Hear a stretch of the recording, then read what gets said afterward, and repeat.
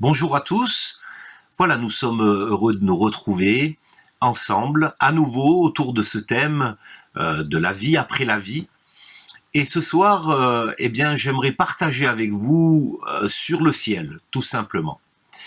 Le ciel, c'est notre destinée, la destinée de ceux qui sont réconciliés avec Dieu le Père, des enfants de Dieu.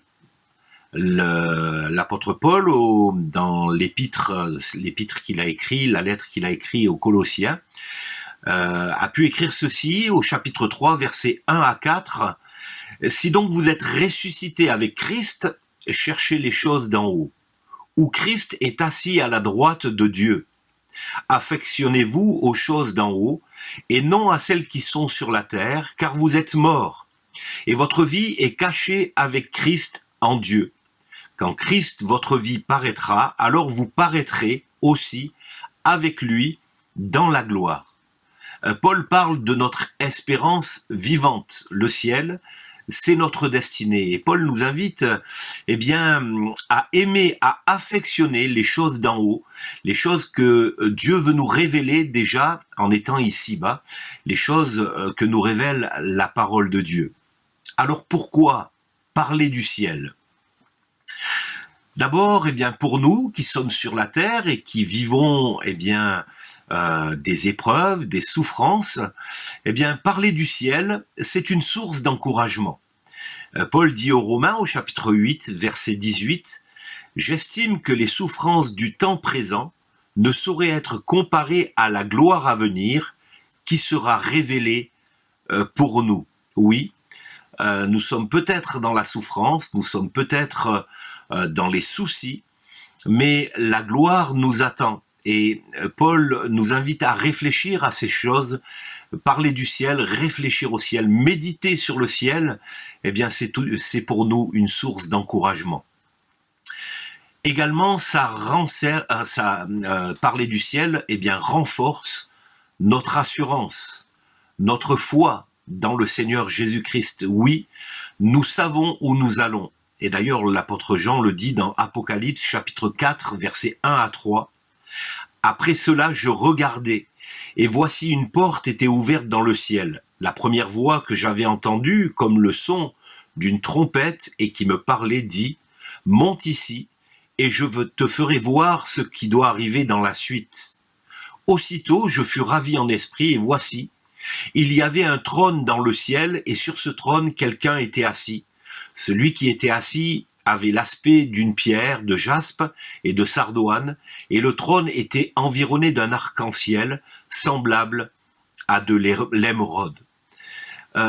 L'apôtre Jean était, je le rappelle, emprisonné à Patmos à cause de la prédication de l'évangile, et dans ces moments difficiles, ces moments de souffrance, dans cette révélation, l'apôtre Jean a pu voir un trône et quelqu'un assis sur le trône, et il a été réconforté dans cette méditation concernant le ciel et cette révélation qu'il a eue. Il a été réconforté des paroles qui avaient été annoncées par Jésus. Oui, Jésus est présent dans le ciel, il est assis sur son trône et il règne. Parler du ciel nous rappelle que ici, sur cette terre, n'est pas notre demeure. C'est ce que dit Paul aux Philippiens au chapitre 3, versets 20-21. Mais notre cité à nous est dans les cieux, d'où nous attendons aussi, comme Sauveur et Seigneur, le Seigneur Jésus-Christ, qui transformera le corps de notre humiliation en le rendant semblable au corps de sa gloire, par le pouvoir qu'il a de s'assujettir toutes choses. Oui, le temps passé ici sur terre est un temps minime par rapport à l'éternité. Et notre demeure n'est pas sur cette terre, mais notre demeure est dans les cieux. Et cela nous permet de remettre les choses en place. Et c'est ce que dit Jésus concernant les choses de cette terre, les choses qui pourraient attirer notre attention, exciter notre convoitise. Jésus dit dans Matthieu 6, verset 19-21, « Ne vous amassez pas des trésors sur la terre, où la teigne et la rouille détruisent, et où le voleur perce et dérobe, mais amassez-vous des trésors dans le ciel, où la teigne et la rouille ne détruisent point, et où les voleurs ne percent ni ne dérobent. » Alors oui, méditer sur les choses d'en haut, penser, méditer sur le ciel, eh bien, nous permettent de relativiser. Les choses sur cette terre ne sont que passagères, et le Seigneur nous invite, eh bien, à fortifier notre foi et avoir l'assurance de ce qu'il nous attend plus tard et quelle est notre destinée. Le ciel est un lieu qui est réel, comme nous l'avons partagé dernièrement concernant l'enfer. L'enfer est un lieu réel, le ciel est un lieu réel. Jésus-Christ l'a dit, l'a affirmé dans Jean 14, verset 1-3, que votre cœur ne se trouble point, croyez en Dieu et croyez en moi, il y a plusieurs demeures dans la maison de mon Père, si cela n'était pas, je vous l'aurais dit. Oui, le ciel est réel. Jésus a pu dire que le ciel, eh bien, c'est la demeure de Dieu, c'est là où Dieu demeure, c'est l'endroit où Jésus est monté, il est monté au ciel, il est parti nous préparer une place, ce n'est pas un lieu imaginaire. Jésus a pu dire également dans Matthieu 10, verset 32-33, « C'est pourquoi quiconque me confessera devant les hommes, je le confesserai aussi devant mon Père qui est dans les cieux. Mais quiconque me reniera devant les hommes, je le renierai aussi devant mon Père qui est dans les cieux. » Le ciel est un lieu réel. Le ciel, eh bien, c'est l'endroit où Dieu est, où il y a la présence de Dieu. Dieu est partout, Dieu est omniprésent, mais particulièrement dans le ciel. Paul a pu également affirmer ces choses aux Philippiens, chapitre 3, versets 20-21, « Mais notre cité à nous est dans les cieux. » Le ciel est donc quelque chose, un endroit réel. Alors pour alimenter notre méditation, et non pas notre imagination, mais réellement notre méditation, eh bien, quelques noms que nous trouvons dans la Bible et qui désignent ce lieu. Déjà, Jésus décrit ce lieu comme étant la maison du Père. Jean 14, 2, « Il y a plusieurs demeures dans la maison de mon Père. » Donc, nous pouvons être touchés dans notre cœur. C'est un lieu où nous avons notre place, puisque la parole de Dieu nous dit qu'à tous ceux qui croient en Jésus, à tous ceux qui ont reçu Jésus, à tous ceux qui croient en son nom, il a donné le pouvoir de devenir enfants de Dieu. Et si nous sommes enfants de Dieu, nous faisons partie de la maison du Père, avec ce Père qui est parfait, ce Père qui manifeste l'amour, la bonté pour tous ses enfants. Un autre nom qui est utilisé et qui parle du ciel, c'est la Jérusalem céleste.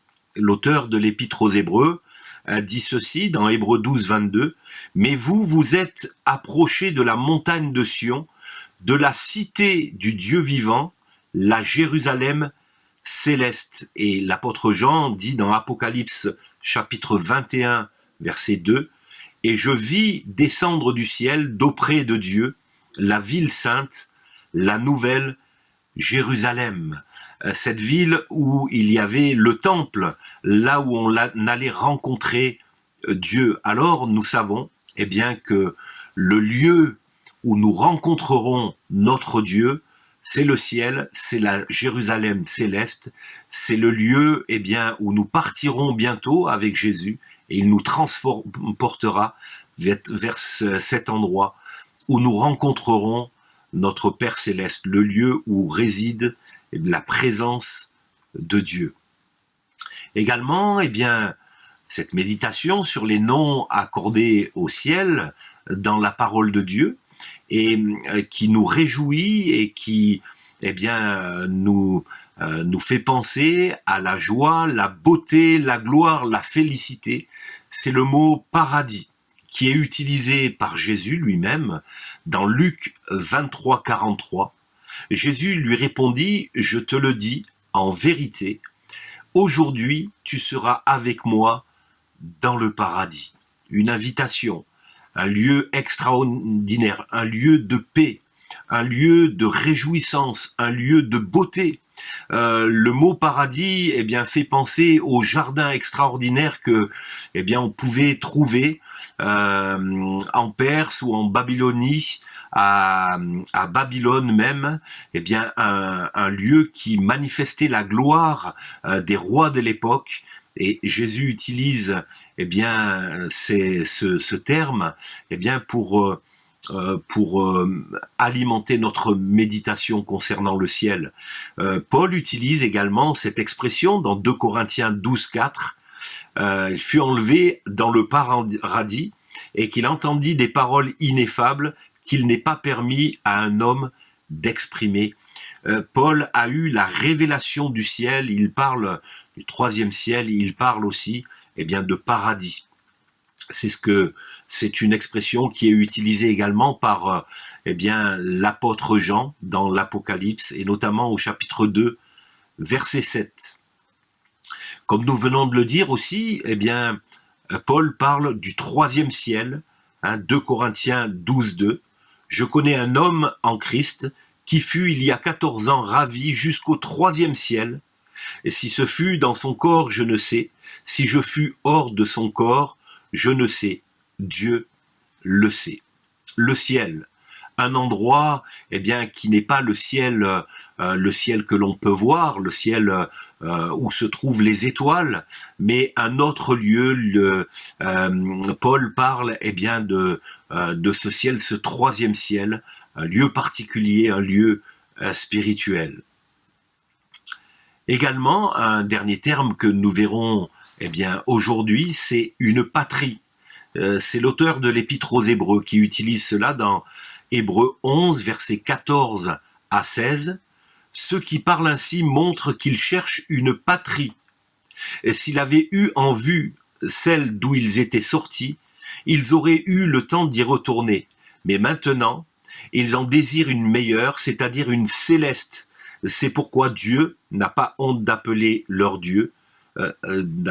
C'est pourquoi Dieu n'a pas honte d'être appelé leur Dieu, car il leur a préparé une cité, une patrie. Cela nous fait penser à l'appartenance.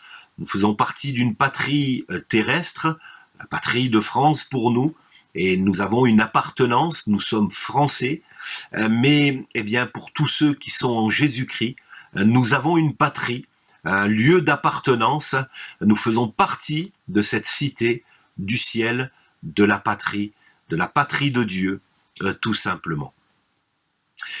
Quelques descriptions du ciel, et ces descriptions sont assez précises eh bien, dans le livre de l'Apocalypse, les chapitres 21 et les chapitres 22, et je vous invite vraiment à lire ces textes, à les méditer. Et je prendrai juste une partie dans Apocalypse 21, versets 1 à 8, nous le lisons ensemble. « Puis je vis un nouveau ciel et une nouvelle terre, car le premier et la première terre avaient disparu, et la mer n'était plus. Et je vis descendre du ciel d'auprès de Dieu la ville sainte, la nouvelle Jérusalem, préparée comme une épouse qui s'est préparée pour son époux. Et j'entendis du trône une voix forte qui disait, « Voici, le tabernacle de Dieu avec les hommes, il habitera avec eux, et ils seront son peuple, et Dieu lui-même sera avec eux. Il essuiera toute larme de leurs yeux, et la mort ne sera plus. Il n'y aura plus ni deuil, ni cri, ni douleur, car les premières choses ont disparu. » Celui qui était assis sur le trône dit, « Voici, je fais toutes choses nouvelles. » Et il dit, « Écris ces paroles sont certaines, et écris, car ces paroles sont certaines et véritables. » Et il me dit, « C'est fait. Je suis l'alpha et l'oméga, le commencement et la fin. À celui qui a soif, je donnerai la source de l'eau de la vie gratuitement. Celui qui vaincra héritera ces choses. Je serai son Dieu, il sera mon fils. Mais pour les lâches, les incrédules, les abominables, les meurtriers, les impudiques, les enchanteurs, les idolâtres et tous les menteurs, leur part sera dans les temps ardents de feu et de soufre, ce qui est la seconde mort. Nous voyons dans ce texte, et encore une fois, je vous invite à méditer les chapitres 21 et 22 de l'Apocalypse qui décrivent bien ce qui se passe dans le ciel. Déjà, nous voyons que dans ce texte, des choses vont disparaître. Le ciel et la terre disparaîtront. La mer disparaîtra. Le péché, la mort, le deuil disparaîtront. Les cris, les douleurs, les larmes, le temple physique de Dieu, les anathèmes, les malédictions, le soleil, la lune, la nuit, les oppositions sataniques, toutes ces choses auront disparu et n'existeront plus dans le ciel. Et cela doit nous encourager. Cela doit nous encourager et voir que les souffrances que nous vivons, eh bien, actuellement, auront un terme. Ceux qui ne sont pas admis dans le ciel, eh bien, il y a toute une liste ici, mais cette liste, eh bien, Jésus, dans l'Évangile, eh bien, parle de cela concernant de ceux qui ne sont pas admis dans le royaume de Dieu, dans le royaume des cieux. Et ici, une liste, les lâches, les incrédules, c'est-à-dire ceux qui ne mettent pas leur foi dans le Seigneur Jésus-Christ, qui ne croient pas en Dieu, les abominables, les meurtriers, les impudiques, les enchanteurs, les idolâtres et tous les menteurs. Alors, pour conclure, eh bien, cette partie sur le ciel, eh bien, déjà la parole de Dieu, et notamment Paul dans 1 Corinthiens chapitre 4 à 6, nous dit qu'il ne faut pas aller au-delà de ce qui est écrit. Et c'est ce que dit déjà l'apôtre Jean dans Apocalypse chapitre 22, 18, 19.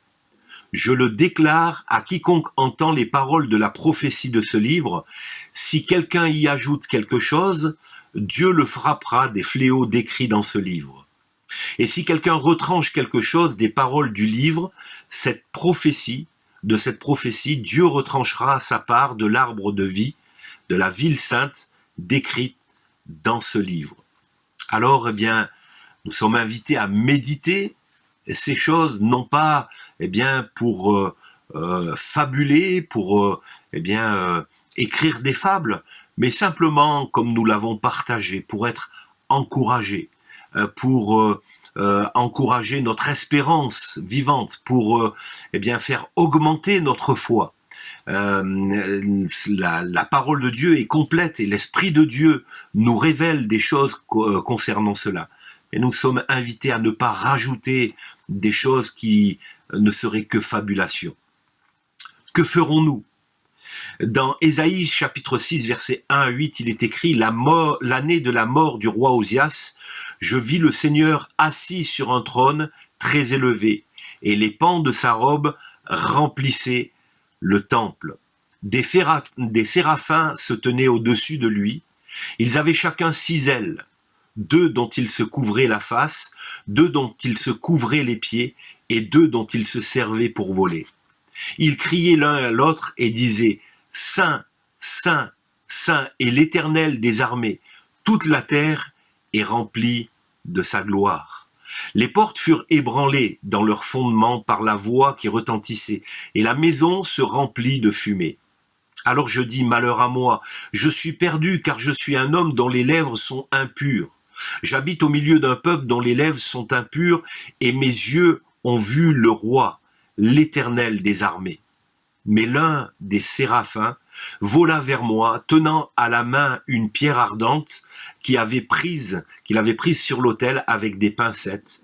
Il en toucha ma bouche et dit, « Ceci a touché tes lèvres, ton iniquité est enlevée, et ton péché est expié. » J'entendis la voix du Seigneur disant, « Qui enverrai-je, et qui marchera pour nous ?»